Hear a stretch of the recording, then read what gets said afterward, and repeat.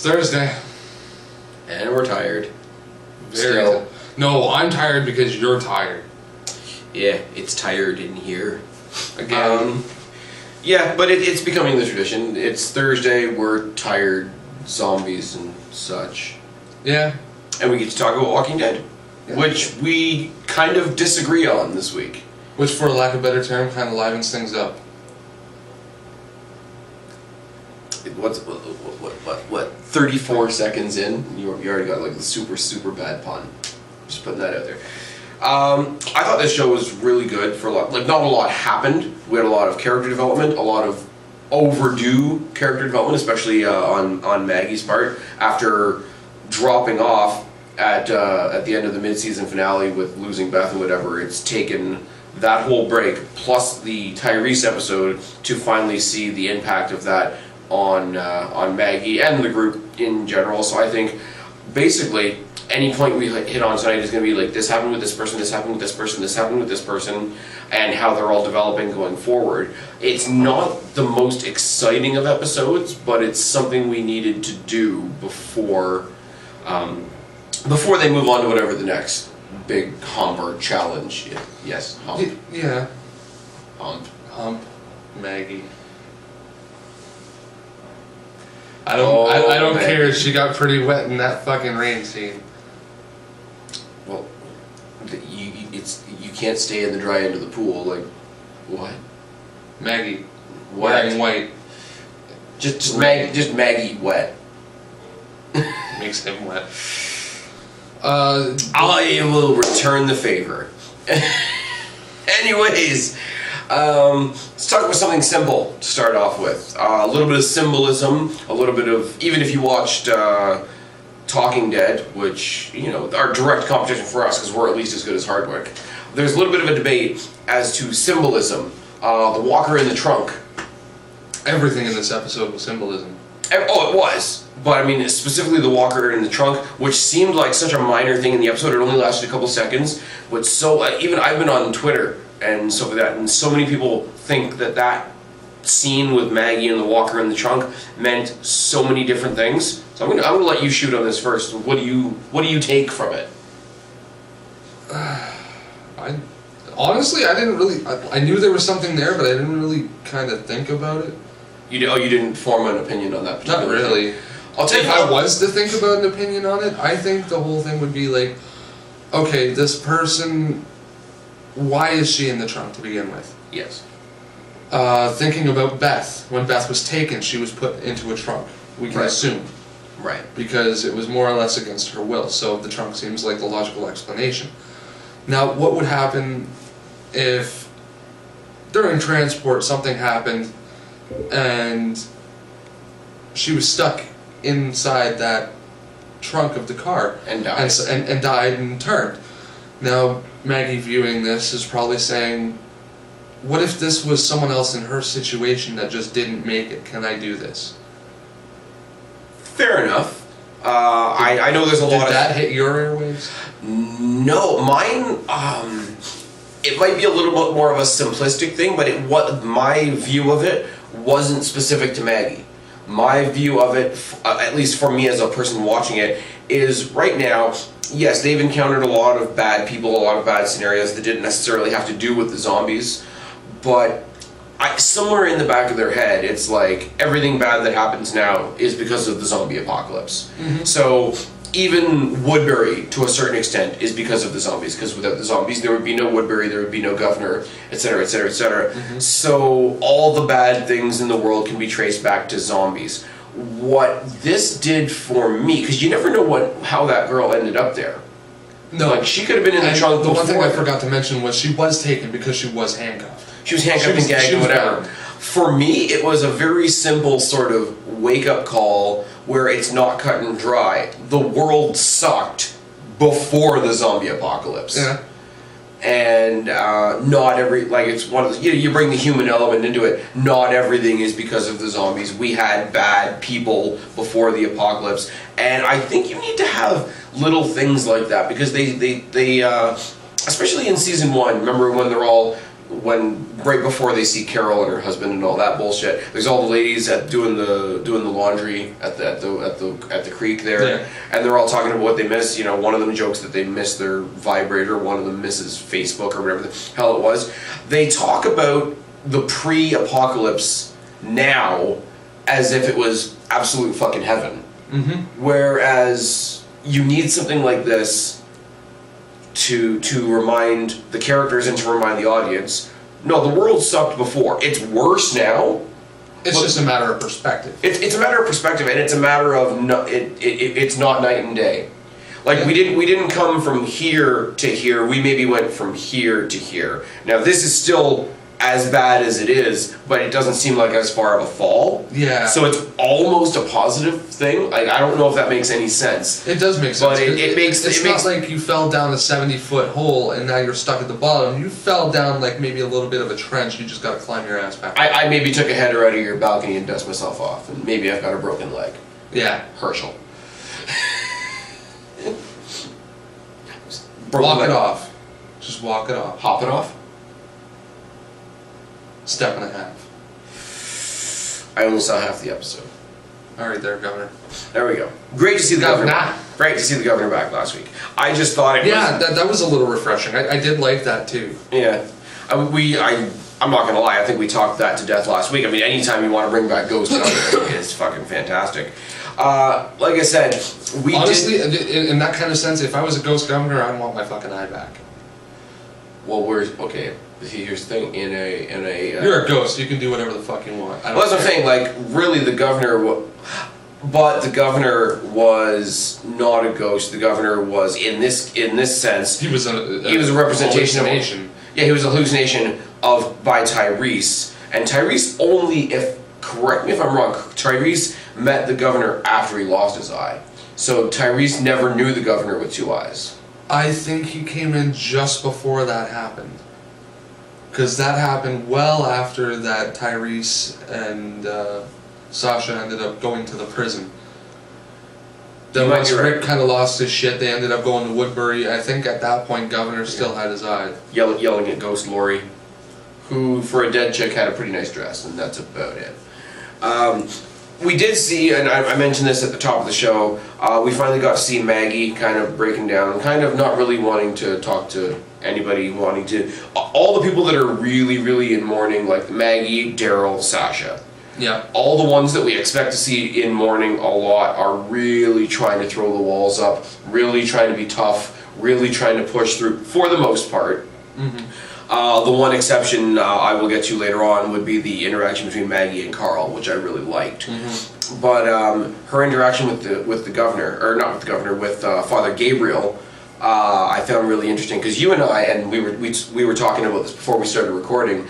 Last season, we were really on the governor Gabriel. Not just fucking. It's tired in here. We were really, really on Father Gabriel a lot for pushing his religious beliefs and whatnot, and his faith and so forth. Not in a disrespectful sense to say that he shouldn't still have his beliefs if he chooses to, mm-hmm. but more of a reality check. Whereas, okay, you might still have your beliefs, but understand we're in an extraordinary world now where the likelihood of somebody else wanting to hear about it at this point is about this much. And I am hoping any of our viewers out there that have strong religious beliefs aren't offended by what I'm saying. That's not what I'm going for at all, let me be clear. But in this kind of world, you know, people that were kind of like, you know, Easter, Christmas Christians or whatever your chosen belief patterns are probably off the wagon by now. Atheists were just kind of doing like an I told you so. So when he really tries to, you know, he goes to her, and I think he's trying to do good. Yeah. He's trying to help her in the way that he knows how. Yeah, he's trying to do the Christian thing. Yeah.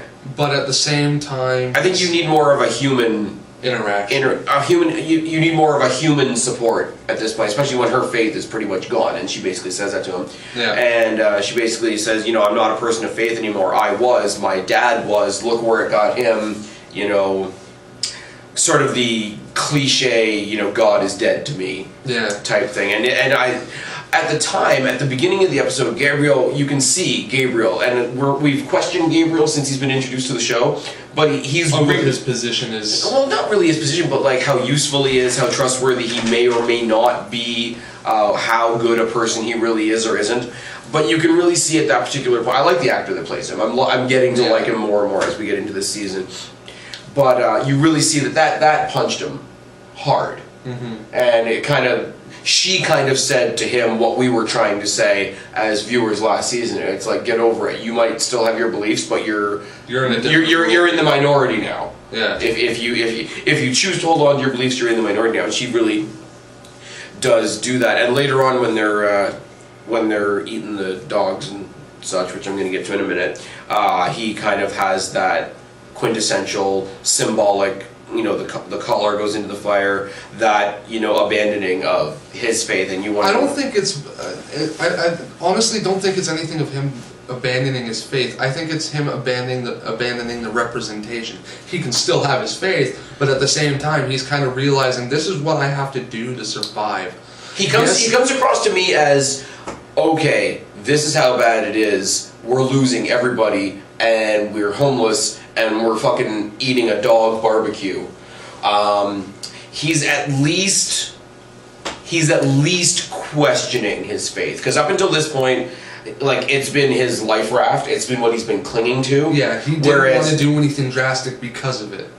Oh, exactly. But now he's got this support system. He's pushing forward in a way that he has to, not necessarily in the way that he wants to.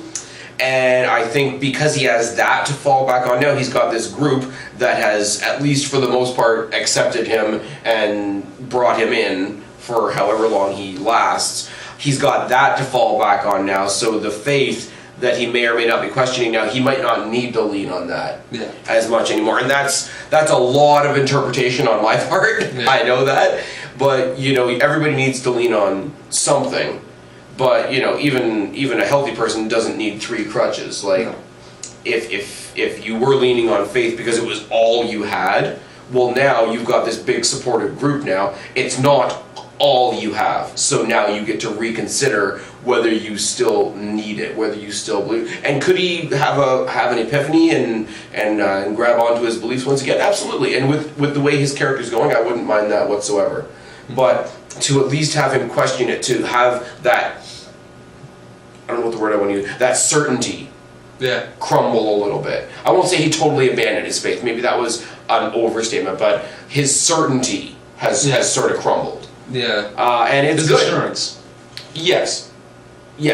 And I think that break, although it's sad because it's almost like it's a loss to him because he's so used to it being there, I think it opens up, and you and I talk about all the time, the potential for creative growth in a character. I think this is his creative growth. Yeah, or at least it opens him up to it, because right now he's the preacher. He's the guy that's going to stand there, and no matter what, he's going to be talking to God and having faith that God will move forward, and that'll be his message, and yada yada yada. Now, while having those kind of strong beliefs isn't necessarily a bad thing, you can only do so much with a character like that, because it's pretty square. I mean, it's not square. I mean, look what he did to his congregation. Yeah. I mean, they can play off that as well, but I think it's a huge thing. And even later on, when they get the rain and all that sort of thing, and he starts apologizing to God, I mean, and it doesn't. It's almost awesome because he's happy. He's found something that he thought he lost, but like him losing it even for a minute means that it can happen. Mm-hmm. I'm just trying to look up some stuff on our Facebook page here. Oh, you have questions? I think we might. Did people ask us? I'm lazy. I didn't look. My bad. I'll cut this out after, but I just kind of checked before, and I remember seeing something. Okay. But that's gonna stay in. Yeah. Okay, so we got the Father Gabriel burning his little collar. Symbolic. Yeah, really, really symbolic. The next one I want to talk about, and okay, this is for all the ladies out there. what do we say? When Daryl cries, we all cry. Yeah. And you know what? Call me a sap, call me whatever. Daryl is the badass of the show. Mm-hmm.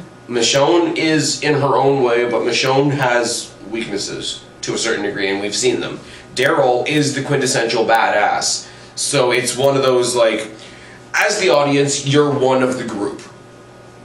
In a lot of ways, right? Yeah. So as sort of unofficially being part of the group, you kind of look around and you're like, oh shit, Daryl's having a breakdown, we're fucked. Mm-hmm. And I think it says a lot about his character that he had to burn himself with a cigarette to get himself to cry so that he could cry about Beth. I think him burning himself with the cigarette was more of, once again, symbolism. Him testing himself to make sure he's still alive, make sure he still feels where he's not just an empty shell anymore. Okay. And once he realizes that after he burns himself and he wipes it away, that's when he starts crying. And he's just done. What I don't like, and this is something that I saw on Twitter, not necessarily directed to us, but just a general bit of conversation, a lot of people tossing around the idea that he was burning himself and anything even like that because he thinks what happened to Beth is his fault. Mm. I can see where people would think that. I don't like it because a mindset like that in an apocalyptic situation, or in any, like if this was a movie and this was like a one-shot deal, Mm-hmm. the idea that the big badass guy feels like everything is his fault is almost cliche. And I give Daryl more credit than that. I think Daryl has a better grip on the way the world is right now than to let him let himself blame himself for everything bad that happens. Yeah. So I can't. While I see people out there, and there was the great relationship towards the end between Beth and Daryl and all that sort of thing, and where I can kind of see where you're going, I almost want to say that it's not that because I don't want it to be. Yeah. But he had his breakdown. He got really close to Maggie, which was really cool. We're going to talk about that a little bit later on. But Maggie, not to be outdone, is not the only one that's lost somebody. I mean, obviously Beth was more important to us than Tyrese. I hate to say it like that, yeah, but it is true. We talked about the hierarchy last week. Yes. And it is what it is. I mean, Tyrese and Sasha were just barely above that, that prison mentality. Oh, look, we got the people from Woodbury. Oh, we've got a bunch of disposable characters. Mm-hmm. And that makes me sound like an absolutely horrible person. But Sasha is doing a hell of a lot better job of going completely stone cold and numb and kind of crazy. And she shows it twice in the episode. The one time is, I love the imagery when they're trudging along and they talk about how they haven't eaten or had anything to drink for days and days and days. That's our video from last week. Yeah, it just started playing. There we go. It happens. But I like the imagery that they're so tired and it takes them every bit they have just to keep walking that they don't even have the energy to turn around and take out the zombies behind them. I don't even think it's that. It's them trying to conserve their energy. Right. Because they don't have a lot to spare. Yeah, we don't have a lot to spare. We don't have a lot of rations. We don't have a lot of ammunition. We haven't eaten in 3 days. Yeah, we haven't eaten in 3 days. So you know what? There's a few back there. So we'll just keep walking ahead because it's not like they're going to start running after us. But I just thought visually that scene was done so great, and especially when you got the wide shots of here's the group and here's the zombies, and the group is so beaten down that they're almost walking like the zombies, mm-hmm. which is a visual artistic thing. But eventually they come to the point where they're kind of talking and they kind of realize that they have to get rid of the zombies behind them, and they do that whole bridge thing where they're going to just let the zombies' own pace sort of shove them one way or the other. Yeah, use their own momentum. Yeah, and they just sort of divert them, and they're just sort of giving them each zombie's only getting a little shove over the bridge. Yeah. And it's kind of a little hiccup in the story because you want to think if they were that easy to manipulate, a lot of other scenes that we've seen wouldn't have happened. Mm-hmm. But I'm going to forgive it. It's for the sake of the show. It was tired out there. It was very tired out there. But I think all the logic that went into that, Sasha basically saying fuck it and being so full of rage that like she drove forward and she was killing bitches. Like, I don't think she did it in it. Like, I think it was Rick's idea, the bridge thing. Yeah. If I'm not mistaken, he was at least directing traffic. I don't think it was in any way like a fuck you to Rick or a disrespect to him or the group or whatever. No, it's just like something kind of went like this. So I need to fucking kill something. And in this world, it's kind of acceptable and understandable to say the least. Yeah. How can I say it? It's just. Like, we have no energy, da da da da, and then you got Sasha who says basically fuck everything right now and starts killing bitches, and she almost gets taken out. I think she does the same thing that Tyrese did. She basically went out on a rampage saying, you know what, I'm going to do what I can to while I'm still here to fuck this shit up. If anything happens, whatever. Yeah. But it was just. Because you never really saw her, like she's always had an attitude, and she's always been like a badass character, nobody really questioned that, but she's never really taken a stand against the group. And I could see the group, like Rick in particular, because the group is kind of his baby, yeah. Taking it like she kind of told the group to fuck off and flip them the bird, no pun intended. Yeah. But I think it's just like her needing to snap. And it's like you said, like if she's at the point right now where she absolutely doesn't give a shit, then she doesn't care about what's good for the group. She doesn't care what's strategic, whatever. She doesn't care if she dies. She just wants to feel that she killed something before she went, because it's that type of rage, and it's that kind of like again I say that coldness. But the other thing is YOLO mode activate. There you go.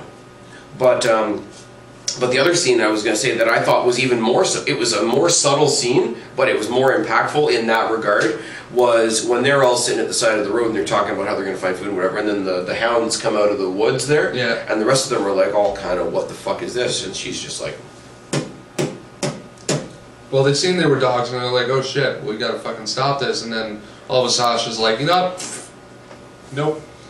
Not dealing with this shit today. Like you see everybody in the group in some way, like from Carl to Maggie to Rick to whoever, has some sort of either a what the fuck look on their face or an okay, how are we gonna, like a problem solving logical, okay, how are we gonna deal with this? And Sasha's just like, nope.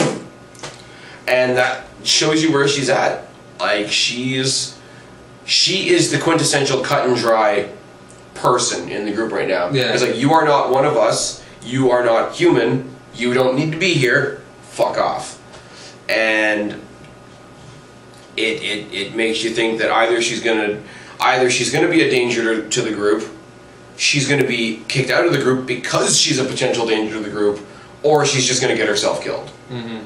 Which is kind of, if that's where they're going, this kind of telegraphs that, and her death won't have any impact at all. Which is kind of sad.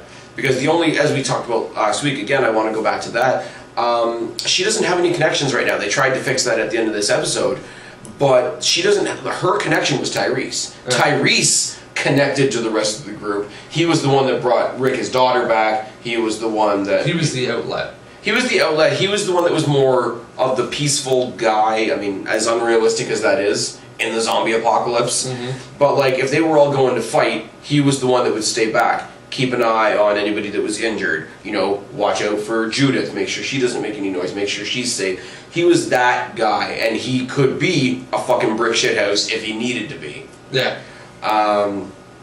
But because of that, he was accepted more into the group. Sasha, for lack of a better term, was there because she was connected to Tyrese. So she really doesn't have a tie to the group right now, which is what makes me believe we could see somewhere down the way she gets, like, sort of removed. I mean, Carol was a lot more of a part of the group than she was, and when Carol became a danger to everybody, Rick, you know, if you want to go metaphorically speaking, took old Yeller behind the shed and didn't shoot her, but left her out there. There weren't any flowers. Oh. It was concrete. But yeah, they're doing their best to show how cold Sasha is, and they're doing that well. My problem with it is her being cold really doesn't have anywhere to go. Well, I think there's another side of this that we haven't looked at yet. Which is? while Bob was still alive and while Tyrese was still alive, Sasha was very upbeat. She was very happy. She was very pro-life, and everything like that. And then everything happened with Bob. Yeah.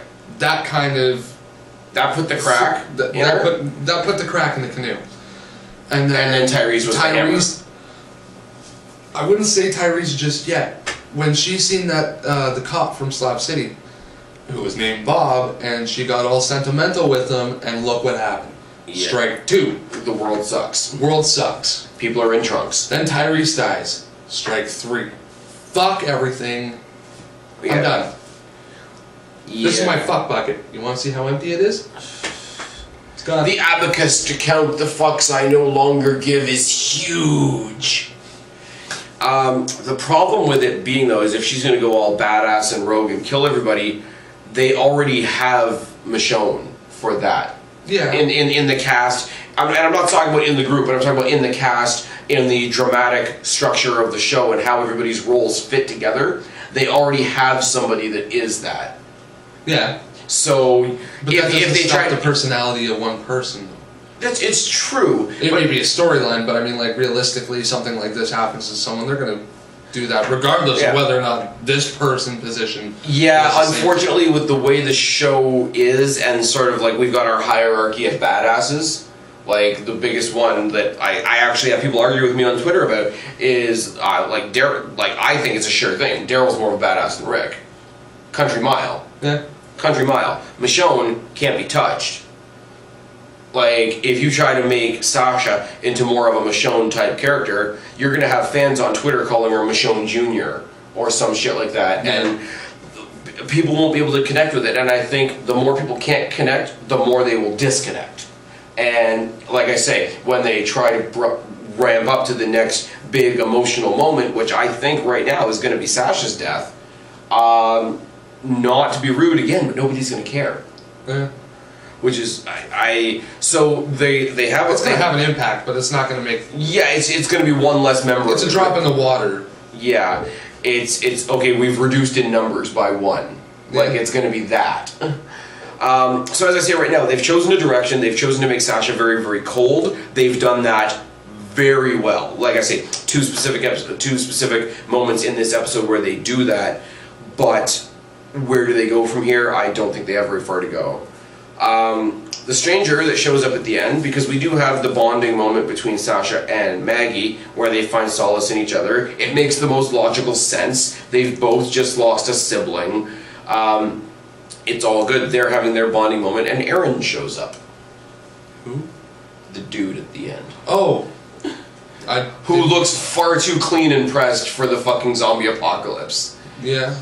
My immediate response, or my immediate assumption, I should say, is that Morgan has been following them the whole time. We talked about this before. He's the guy that follows just behind all the big fights, all the big disasters and whatever. He's been following what Rick's group has been doing, but far enough back that there's nothing left by the time he gets there, so it's a pretty safe way to be.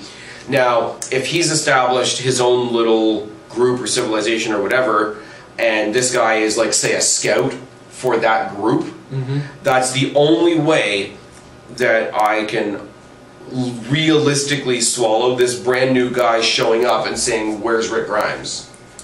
Because anybody else that, other than Morgan, anybody else that knows who Rick is at this point is either dead or in the group.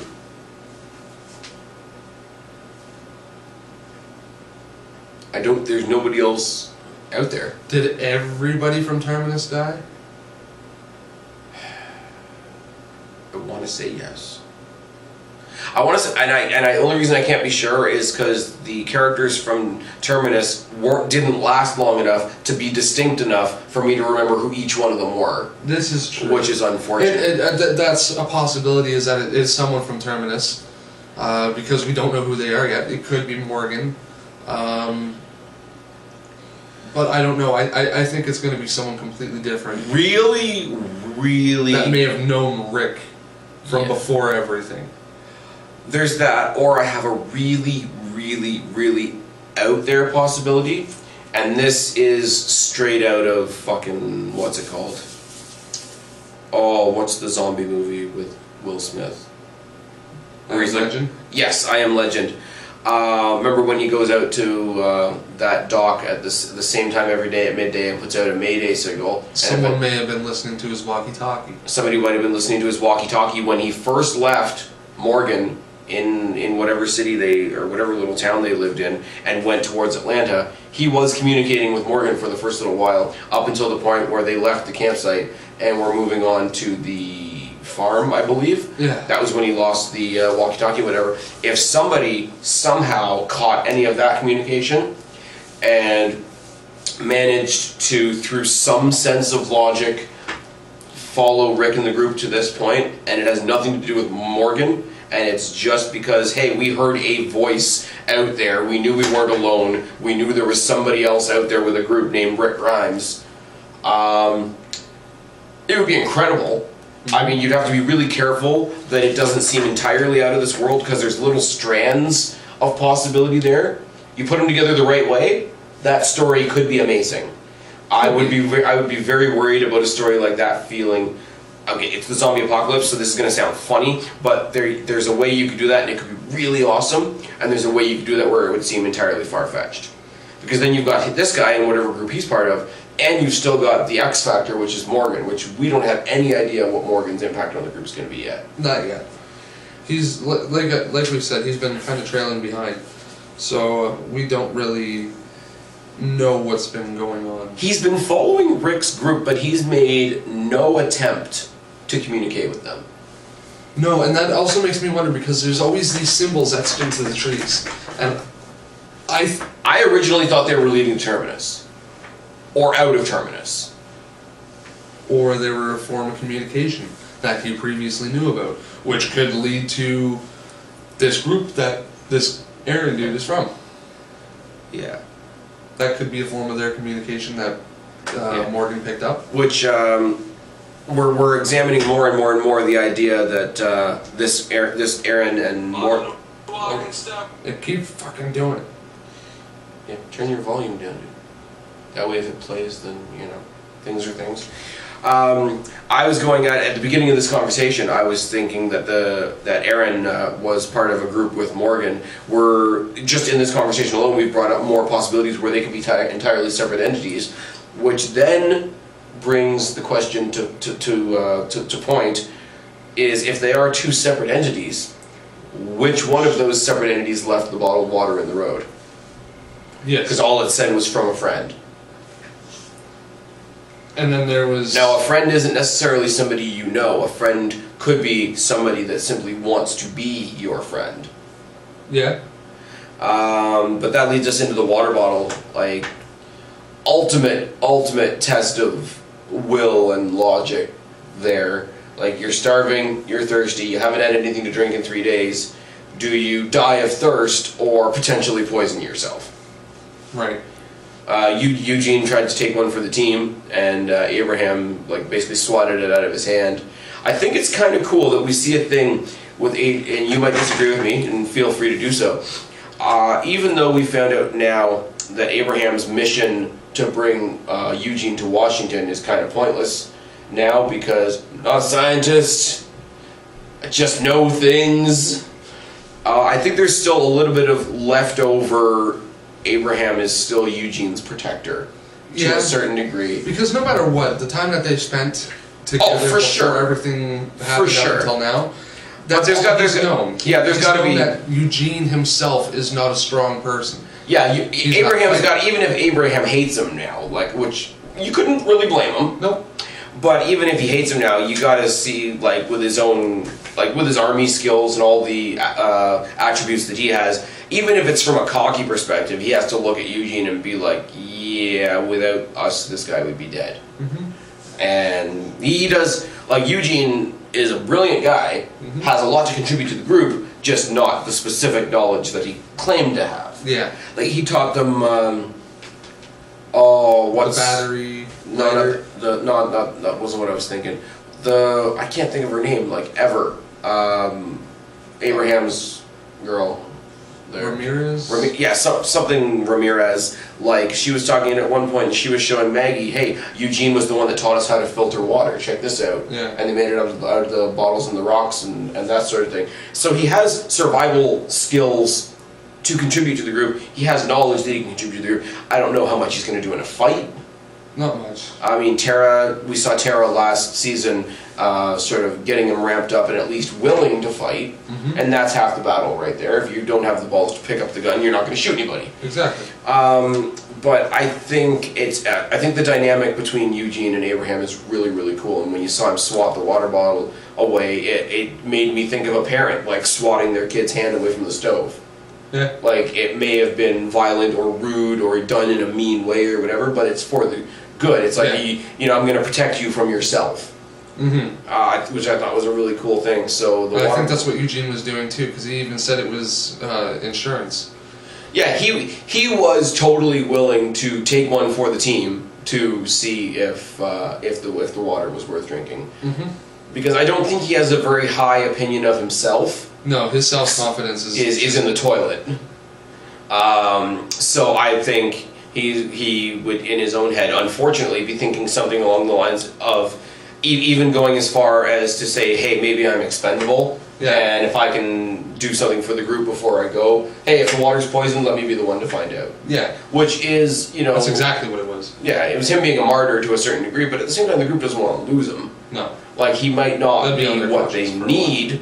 He might not be what they need right now. He's the hero they deserve, but not the hero they need right now. I just thought that was great. Once an episode. What? Where you make me fucking face palm. I didn't even mention Grace. What happened? There's many other things that you do and say that makes me face palm. Okay. Anyways. He's gonna face palm so hard his eye is gonna be 50 Shades of Purple. I'm gonna face palm so hard I'm gonna look like Governor.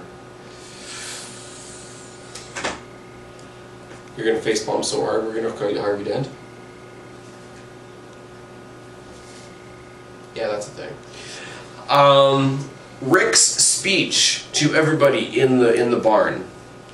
It was very moving. Fantastic speech. Moving. Barn. Oh my god. That was terrible. That was terrible. And don't edit this out. This is me telling you you are terrible.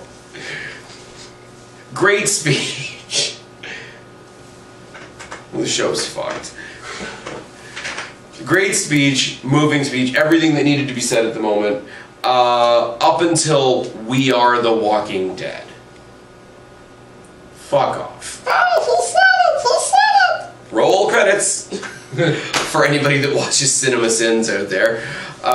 It was a level of corny and cliche that I expect better from this show. Yeah. I know what they were trying to do. I know they were trying to put together a really stirring moment, but it worked. In the story and the speech, it worked. The way he said it, it worked. The only reason you sit there and be like, oh, well, fucking, he had to go and say this is because the show's called Walking Dead. We know it's called Walking Dead. No, because the Walking Dead are the zombies. That's my problem with it. Yes, he name-dropped the name of the show. Really cheesy move on their part. I'm not gonna lie. I'm not forgiving this one. There's a lot. Okay, give me some credit. In this show, there have been a lot of things that have not made sense, and I've forgiven it for the sake of enjoying the show. The van. For reasons. But I can't. It doesn't ruin the show for me, obviously, but I can't forgive the cheesiness of that. And the other thing is, too, is not only was it cheesy, but it was cheesy in the opposite direction to what we all know. When we watch The Walking Dead, or at least, maybe I'm nuts. Okay, guys, tell us down in the box below if you disagree with me. I've always thought of The Walking Dead being the walkers.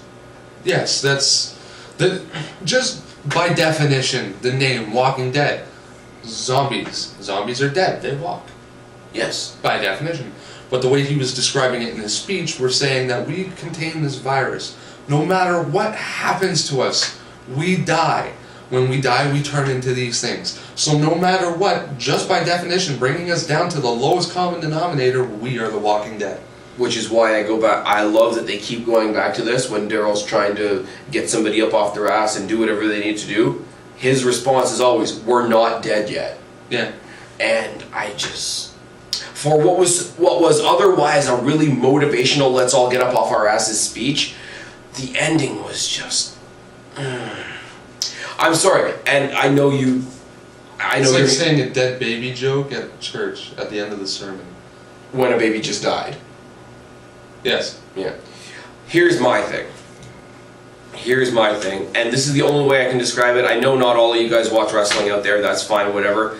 Fantastic 5-star main event WrestleMania match. Goes a good 20 minutes. You got two great superstars. Bird's gone. You got two great superstars put on a great match. It's fantastic. Everybody's moves come off nice and crisp and clean and perfect. And the booked ending is a disqualification. All the fun and all the sizzle is gone at the end. I don't know what you're doing. I was plugging in the speakers. Or my headphones, so the Facebook popped in. Huh?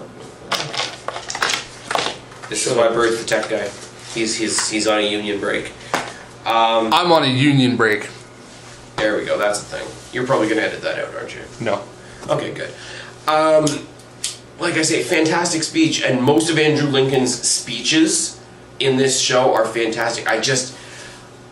So sour at the end. I didn't like it at all. They didn't have to go there. And it would have been better if they hadn't. It's like, if you watch most zombie movies, they're never referred to as zombies. No. Like, zombies are a genre of movie. I don't think anybody, like, they've been called deadheads, walkers, biters, whatever in the show. Mm-hmm. They've never been referred to as zombies. Because it's hitting it right on the nose. Him ending his speech like that was hitting it right on the nose. And it hits such a sour note with me, like, I'm going to think about it for a while. It's almost as bad. He's going to go home and write an angry blog about it. Oh, wait, isn't that what this is? That's kind of what it is. I didn't have to write very much. I mean, I have a couple notes over there that were taken from my phone, just because reasons. But it's almost as good as Zombies Are Soft, Like Cheese. And Bird's gone again. Okay, this is Bird's favorite part. This is my only part. This is your only part. This is my only part. Guys, Bird didn't enjoy this episode, so I'm going to let him talk about the one thing that he thinks mattered in this show. Okay. This is literally the only thing that I had an opinion about in this. You didn't push me very far. I feel like painting you in clown makeup and pushing you over.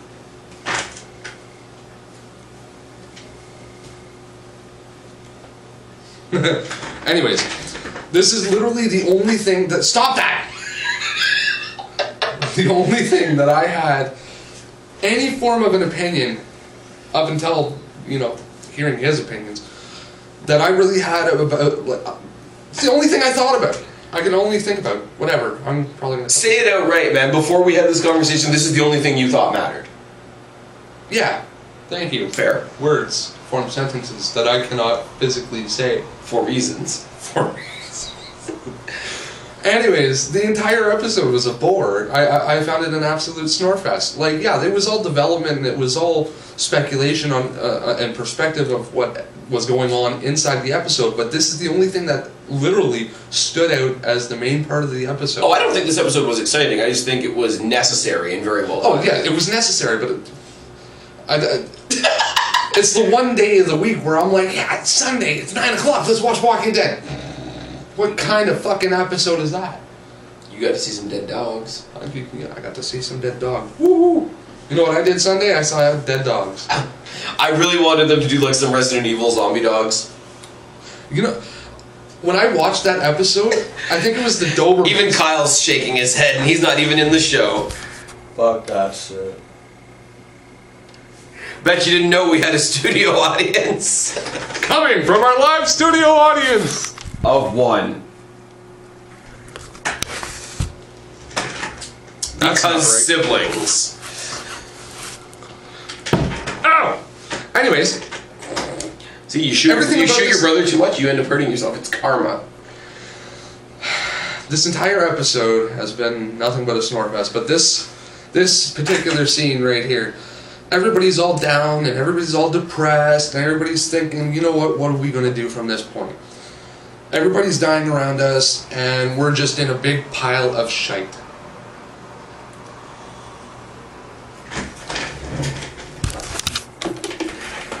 Bird's going on strike.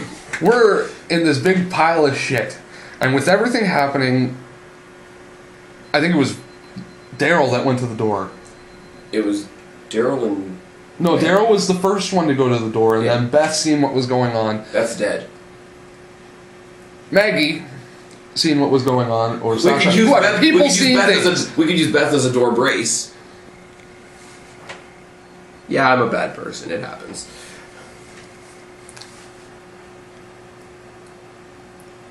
Beth is soft. Like cheese. He's filming the rest of this show by himself now. Really? My opinions no longer matter. Nobody said that, man. Man, bring it in. Co-hosts. Anyways, Got a hug. anyways, We'll let you have your opinion. anyways, that's nice.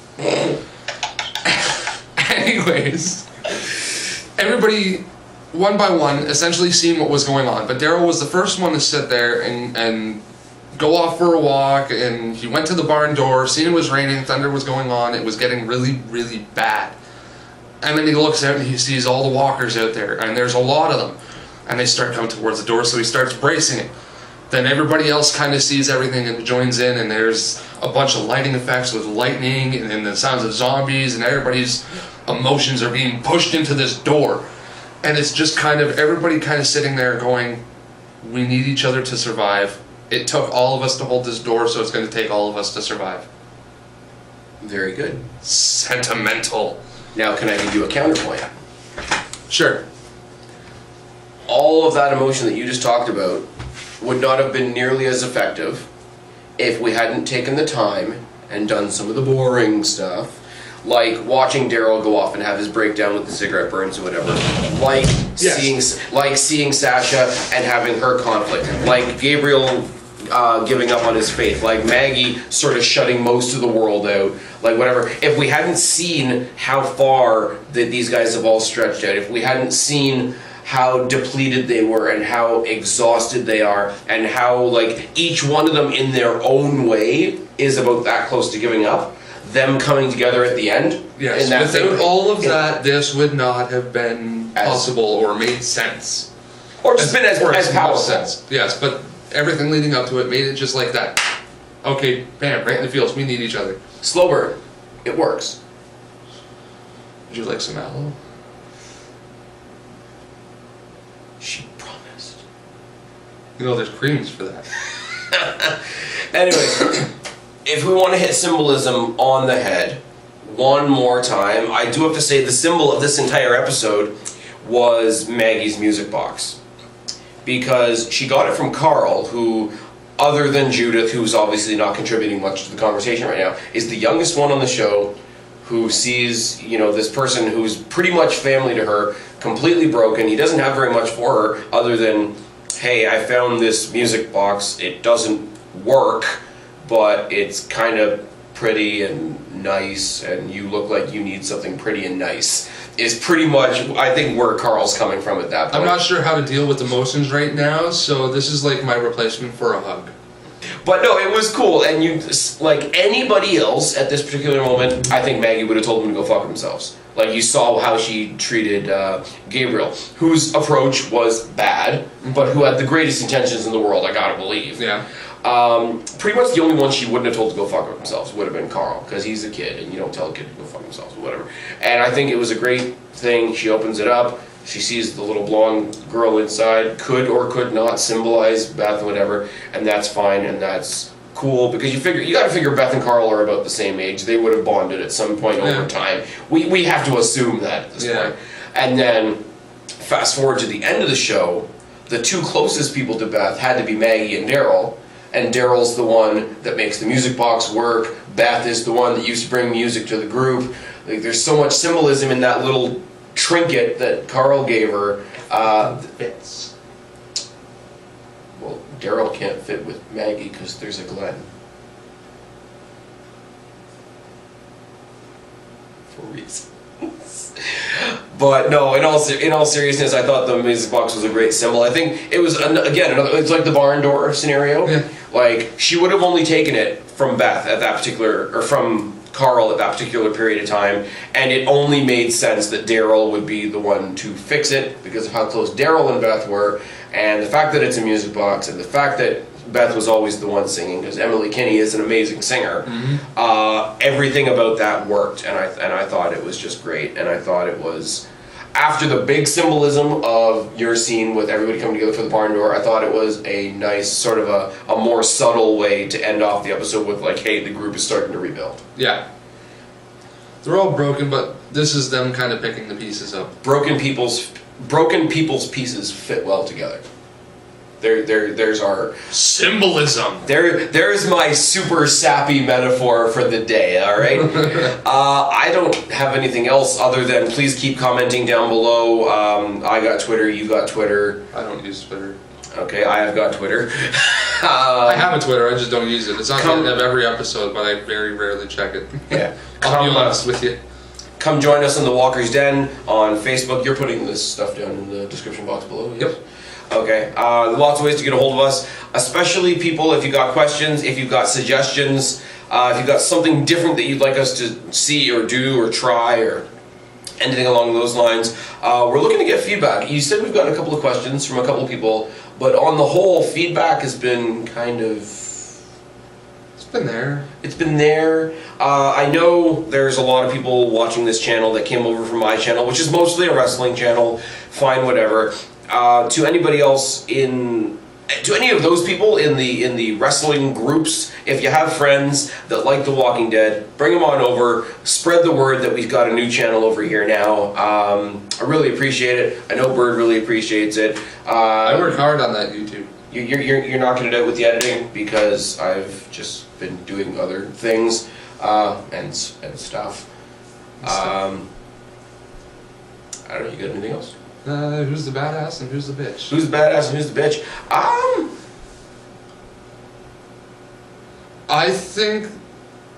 I think because they're so, and people are not going to agree with me on this, that's fine. I think because of how broken the group is right now, the whole group is the bitch and the whole group is the badass for coming through it at the same time. I know that sounds like an easy answer, but it really does kind of it does envelop. Like, if we're at the bottom. People, I agree. We're at the bottom, and we're coming back. We're at the bottom. Okay, life has made us its bitch, 100%. But we're coming back from that, which is pretty damn badass. Yeah. If I was to put it as, I agree with you, but if I was to put it individually, I'd say Eugene would have been the badass. Taking one for the team, absolutely. Taking one for the team. He was willing to sacrifice himself for the good of the greater cause. That is very, very noble, very badassery. So that one I'll give to Eugene. Gets the badass award for me. My bitch, I would have to say,